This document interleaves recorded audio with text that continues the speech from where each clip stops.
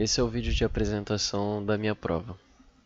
Bom, a primeira questão aqui então está dizendo o seguinte: desenvolva um programa em Java que tem uma função chamada popN para desempilhar n elementos a partir do topo da pilha passada por parâmetro.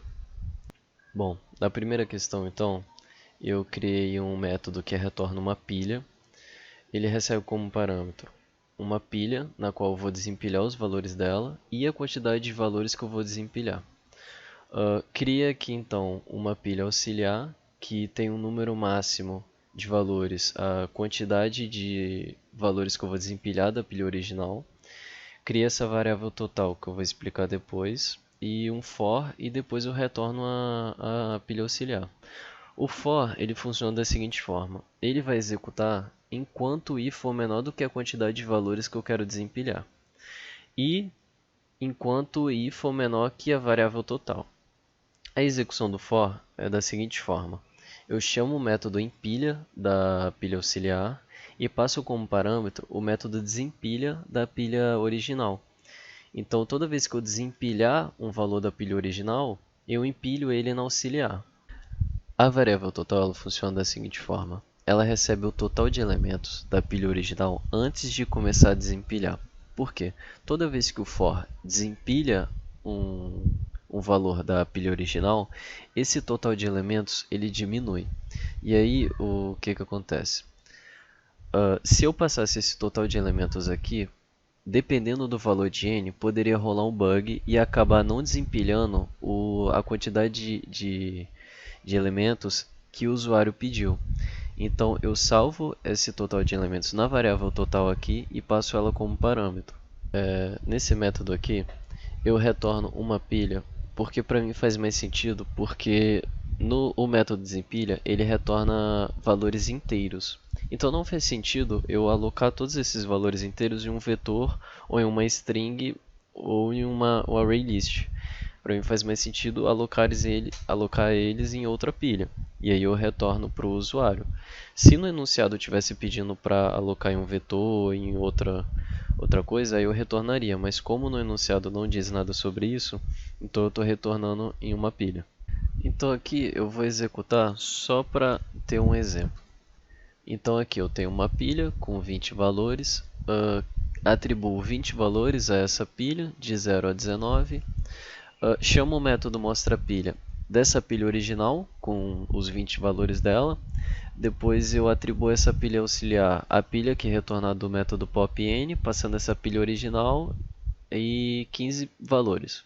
Aí depois eu mostro aqui a pilha auxiliar, ou seja, todos os itens que eu desempilhei da pilha original, e a pilha original depois de ter seus itens desempilhados.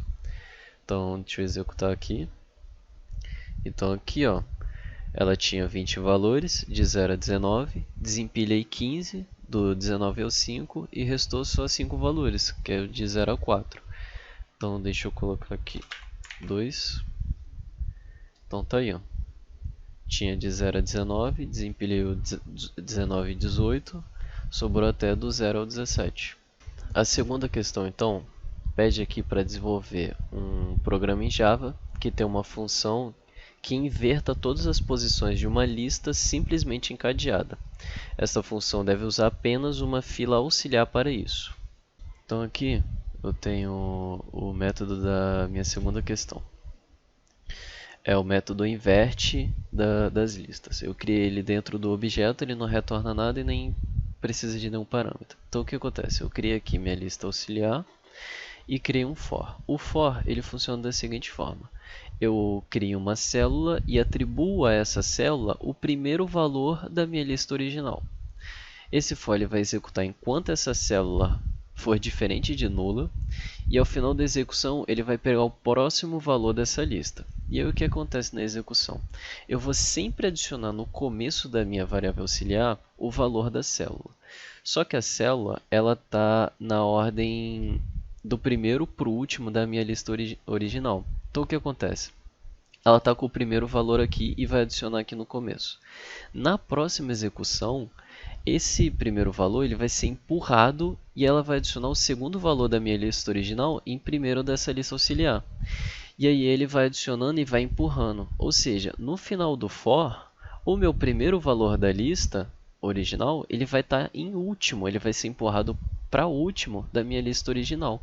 E o último valor da minha lista original, ele vai ser o primeiro da minha lista auxiliar. Ele vai ser adicionado no começo e aí a minha lista auxiliar ela vai ficar exatamente invertida à minha lista original.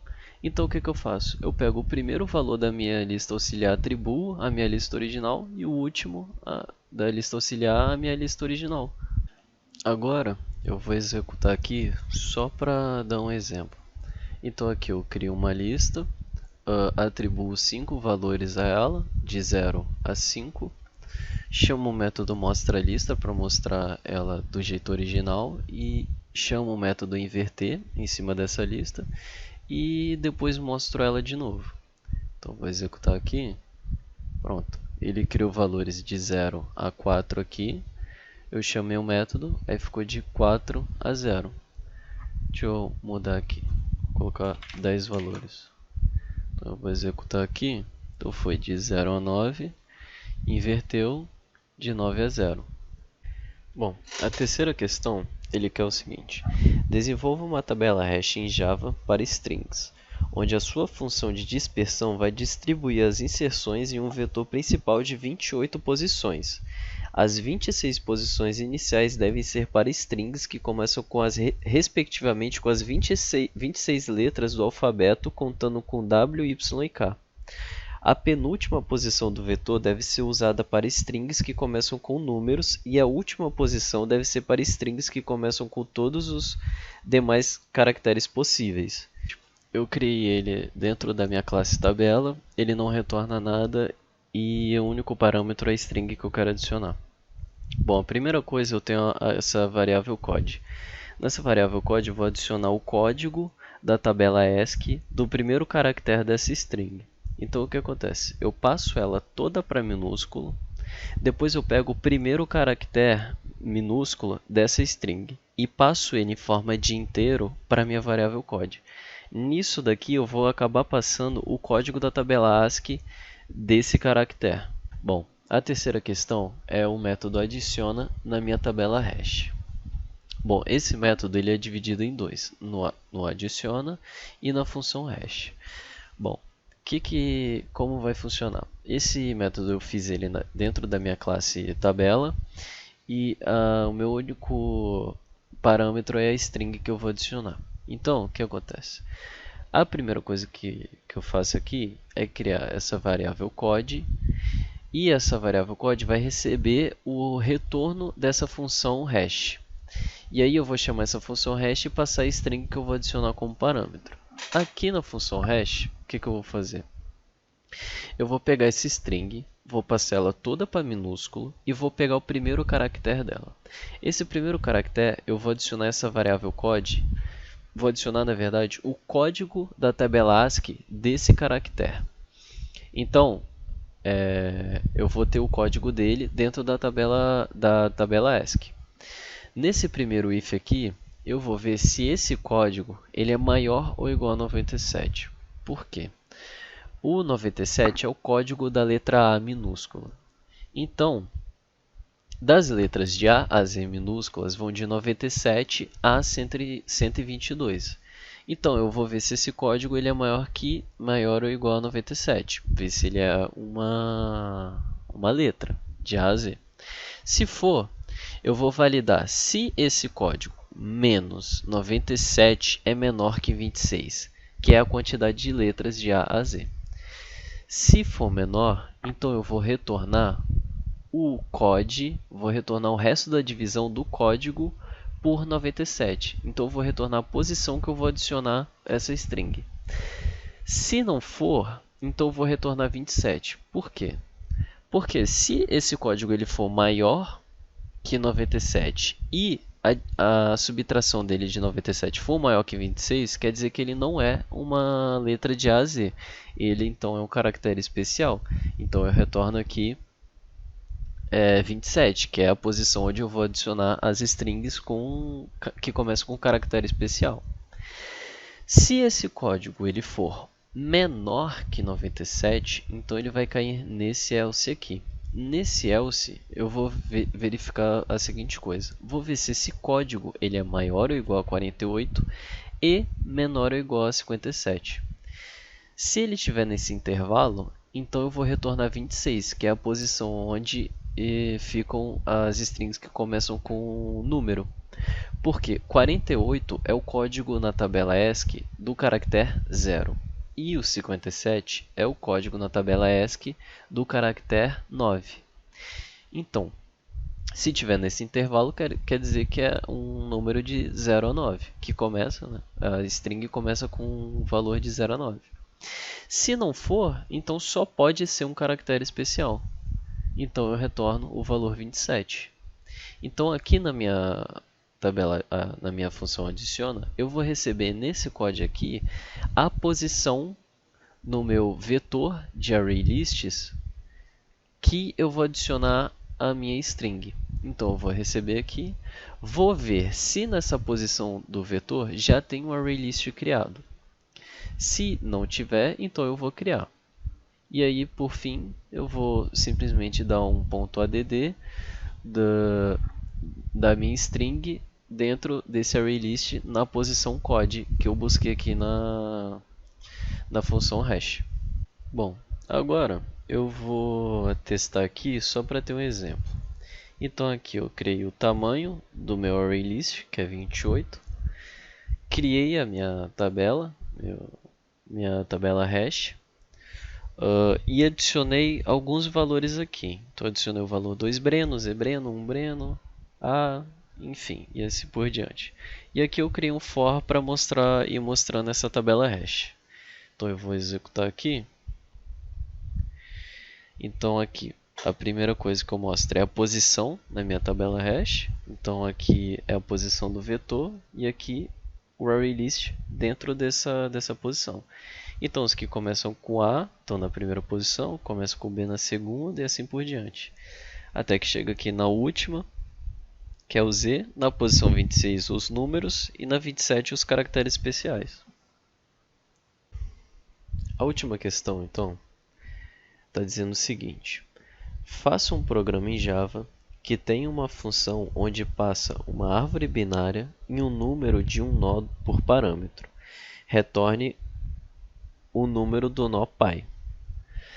Bom, agora é a questão 4. A questão 4 é o método busca pi dentro de uma árvore.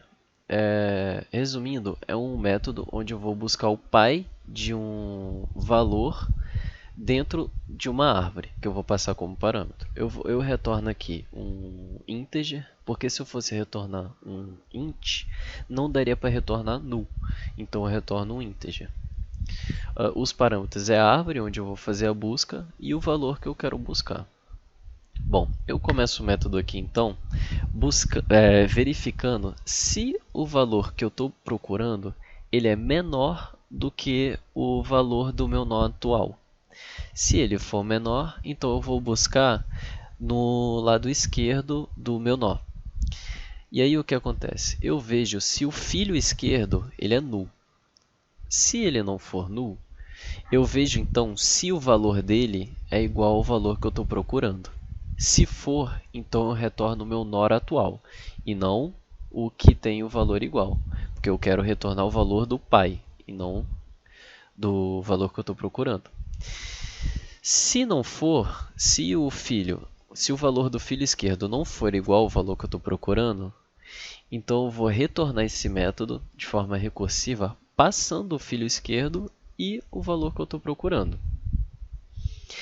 Caso o filho esquerdo seja nulo, eu vou retornar então null, porque quer dizer que o valor que eu estou procurando não existe dentro da minha árvore.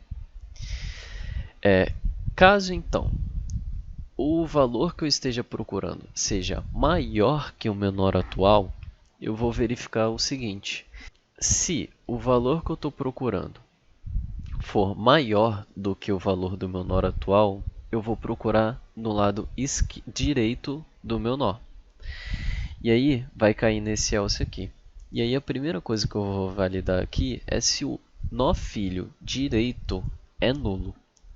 Se ele não for nulo, eu vou ver se o valor dele é igual ao valor que eu estou procurando.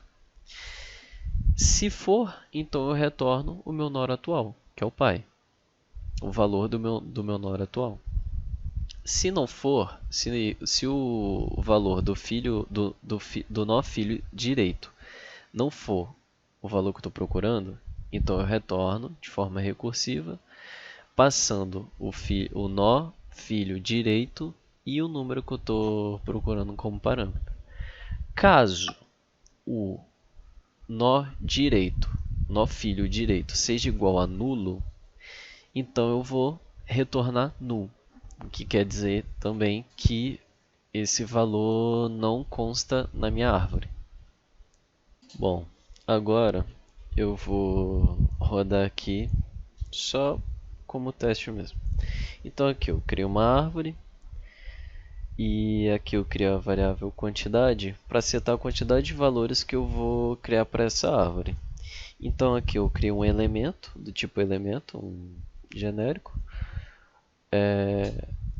Atribuo a esse elemento um valor aleatório de 0 a 19. Vou mostrar esse valor na tela e vou inserir esse elemento dentro da minha árvore. E no caso aqui, eu vou fazer isso 5 vezes. Então eu vou atribuir 5 elementos com valores de 0 a 19 dentro da minha árvore.